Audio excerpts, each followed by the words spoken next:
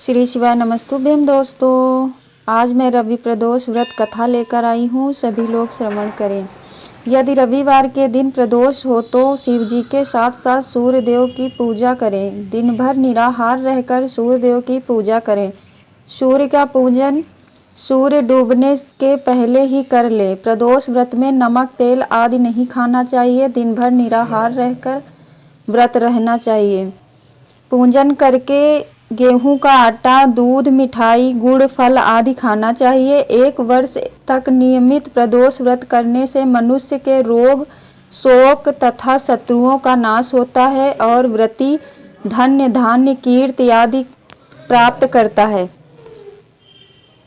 एक बुढ़िया थी। रविवार के दिन वह हमेशा अपने घर को गाय के गोबर से लीपती थी तथा सायंकाल के पहले ही पूजा कर लेती तथा पकवान एवं फलों से नैवेद्य लगाती और स्वयं प्रसाद खाती थी। इससे शिवजी और सूर्यदेव उस बुढ़िया के ऊपर प्रसन्न हो गए और उसके पास किसी भी प्रकार की कमी ना रही।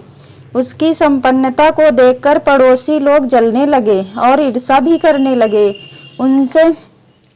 उसने अपने मन में सोचा कि यह बुढ़िया मेरी गाय के गोबर से अपना घर लीपती है, इसी कारण उसको धन धान्य की प्राप्ति हुई है। अतः उसने अपनी गाय को घर के भीतर बांधना प्रारंभ कर लिया।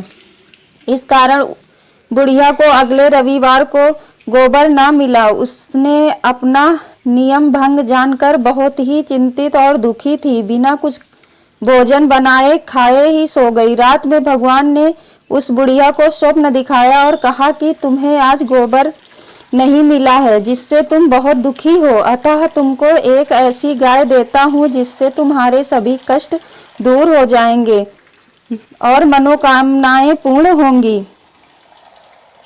सुबह उस बुढ़िया ने देखा कि आंगन में अपने बछड़े के साथ एक सुंदर गाय खड़ी है। बुढ़िया को स्वप्न की बात याद आ गई। उसने बड़ी प्रसन्नता से गाय को लेकर जाकर बांधा और बुढ़िया की गाय को देखकर पड़ोसन को और अधिक ईर्ष्या हुई। वह गाय सोने का गोबर करती थी। यह देखकर पड़ोसन और अधिक आश्चर्यचकित और ईर्ष्या करने लगी। उसने उस गोबर को उठाकर उसकी जगह अपना गोबर रख दिया। इस प्रकार पड़ोसन का यह नियमित कार्य हो गया था और बुढ़िया को यह बात पता भी नहीं थी कि उसकी गाय सोने का गोबर देती है। तब भगवान ने सोचा कि इस प्रकार तो बुढ़िया को कुछ भी लाभ नहीं होगा। अतः एक दिन उन्होंने बड़े जोर से आंधी चलाई एवं जल वृष्टि